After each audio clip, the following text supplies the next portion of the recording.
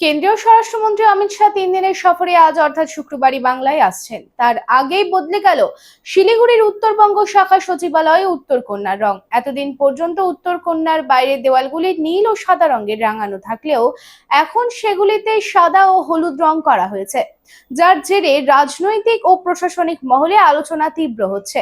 তবে এই 3 দিনের সফরে বাংলায় একাধিক কর্মসূচি রয়েছে অমিত শাহ। তবে আজ শিলিগুড়ির বাগডোগরায় কেন্দ্রীয় স্বরাষ্ট্রমন্ত্রীকে স্বাগত জানাবেন মুখ্যমন্ত্রী শুভেন্দু অধিকারী।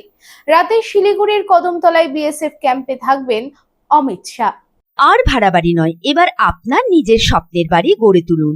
আপনার স্বপ্ন পূরণের সঙ্গী এবং দূষণমুক্ত খোলামেলা পরিবেশে নতুন ঠিকানা আনন্দ নিকেতন, কুমারবাজার, বক্তানগর রোড, রানীগঞ্জ।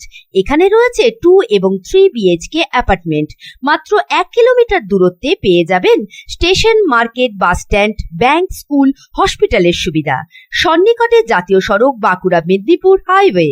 থাকছে ব্যাংকিং লোনের সুবিধা। তাই দেরি না করে আজই যোগাযোগ করুন 9933704001, 9333107047।